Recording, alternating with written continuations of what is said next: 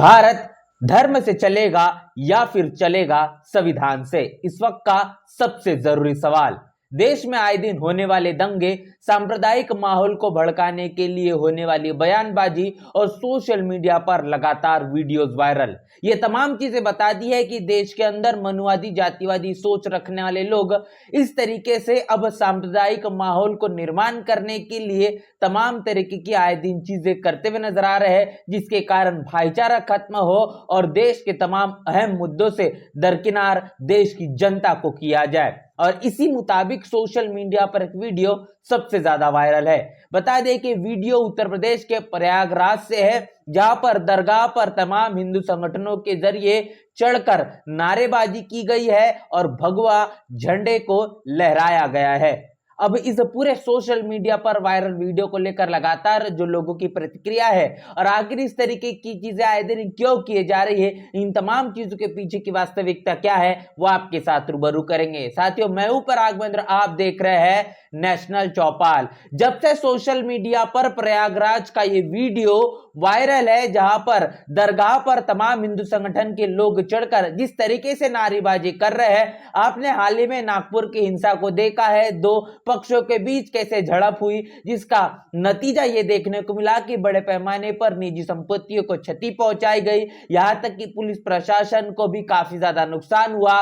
कई लोगों को तमाम तरीके की इस घटना के आधार पर घायल तक होना पड़ा और आखिर अंजाम देखा जाए तो अंजाम सिर्फ यही मिला कि कुछ लोगों के ऊपर वारदातें हुई, कुछ लोगों पर जो कानूनी कार्रवाई के तहत सलाखों के पीछे डाला गया, कुछ लोगों के घरों पर बुलडोजर चला। लेकिन कहीं ना कहीं इससे सामाजिक तौर पर अगर फायदे की बात करेंगे तो फायदा कदापि कुछ भी दिखाई नहीं पड़ता।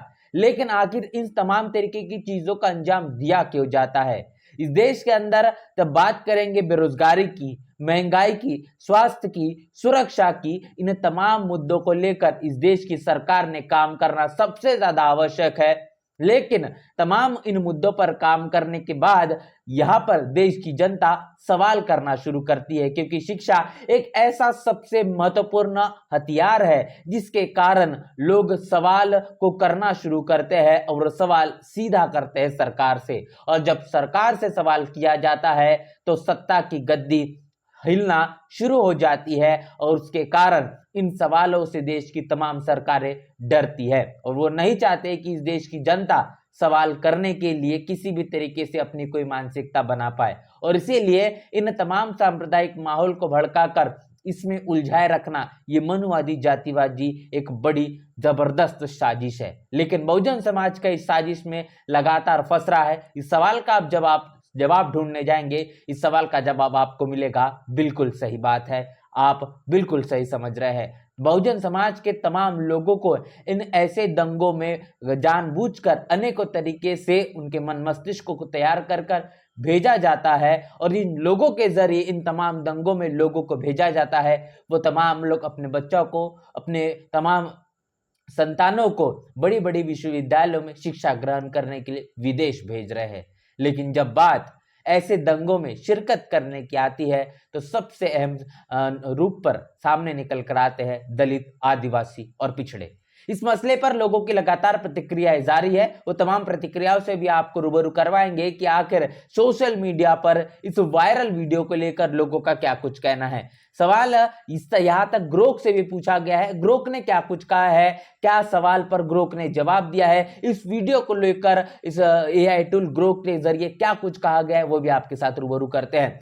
तो सबसे पहले सवाल क्या है कि ग्रोक ये किस धर्म के चरमपंथ है, ये सब करने में इन्हें धर्म क्या उद्देश्य है, और जरा बताओ कौन से धर्म के लोग इतनी गिरी हरकत कर सकते हैं। सवाल पूछा गया है कि ग्रोक ये किस धर्म के चरमपंथ है, ये सब करने में इन्हें इनके धर्म का क्या उद्देश्य है। और ग्रोक से आगे ये पूछा गया है कि जरा बताओ कौन से धर्म के लोग इतनी गिरी हरकत कर सकते हैं। तो ग्रोक का जो जवाब है काफी ज्यादा सटीक है। ग्रोक ने इस मसले पर कहा है कि आपका सवाल हिंदी में है, तो मैं हिंदी में ही जवाब दूंगा। प्रयागराज में दरगाह पर चढ़कर भगवा झंडा लहराने और मंदिर बनाने की मांग करने वाले लोग महाराजा सुहेलदेव सम्मान सुरक्षा मंच से जुड़े हैं।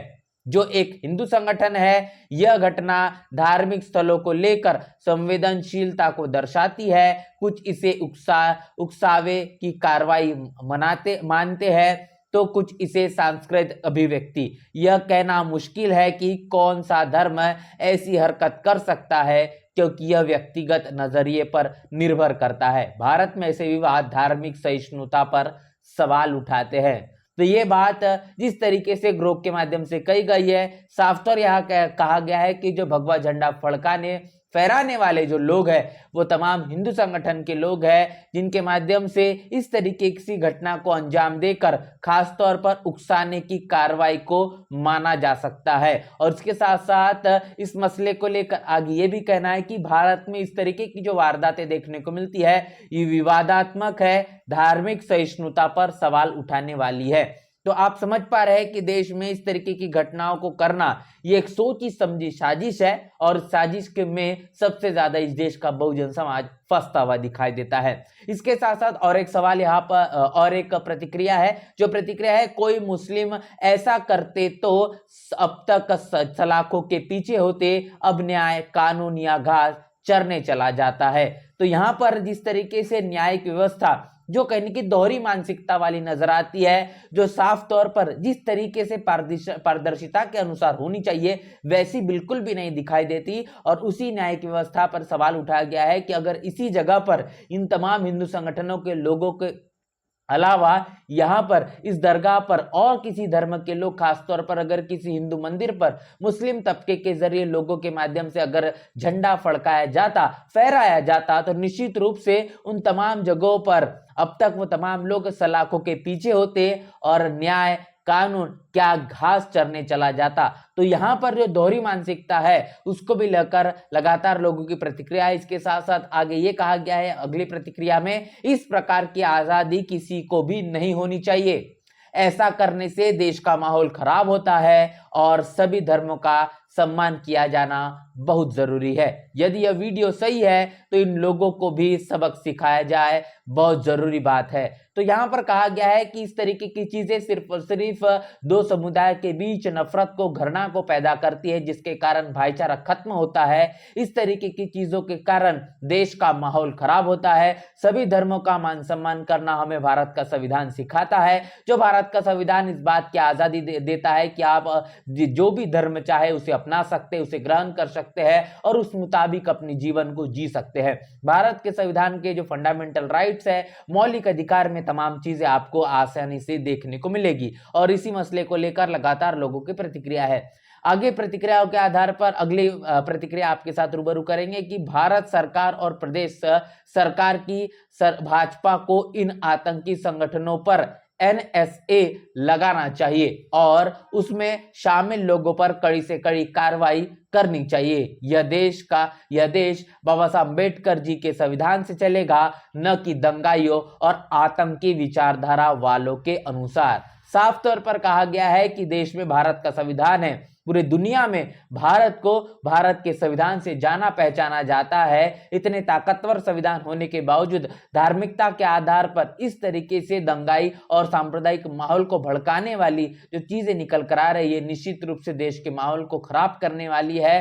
भारत की सरकार और खासतौर पर प्रदेश में चलने वाली जो सरकार डबल इंजन की भारतीय जनता पार्टी की है, इन तमाम सरकारों ने आतंकी संगठनों पर, जो कि भारतीय जनता पार्टी के माध्यम से जो सरकार चल रही है, यहाँ पर ये उनको लेकर मांग की गई है कि ये जो संगठन है इन संगठनों पर NSA लगाना चाहिए, जिसके कारण ऐसे तमाम लोगों पर कड़ी से कड़ी कार्रवाई हो और इस तरीके की चीजों का अंजाम देने के लिए और बाकी लोगों के हौसले बुलंद ना हो पाए। देश ये जो है ये बाबा साहब के संविधान से चलेगा, न कि इन दंगाई के जरिए आतंकी विचारधारा के अनुसार। देश के अंदर भारतीय जनता पार्टी की जिन प्रदेशों में सरकार है उन तमाम प्रदेशों में खासतौर पर इस तरीके की वारदातें आमतौर पर दिखाई देती है। डबल इंजन की सरकार चलने के बावजूद भारतीय जनता पार्टी जिस तरीके से प्रदेश में सरकार चला रही है, इसका मतलब ये साफ है कि इन्हें शासन प्रशासन का किसी भी तरीके से कोई डर और भय नहीं है। इनके तमाम वारदातों का अंजाम देने से यही प्रतीत होता है कि इन्हें इस बात का संरक्षण है कि सरकार जो है वो शासन प्रशासन है, इन्हें निश्चित रूप से कठोर से कड़ी कार्रवाई करने के लिए बाध्य नहीं करेगा।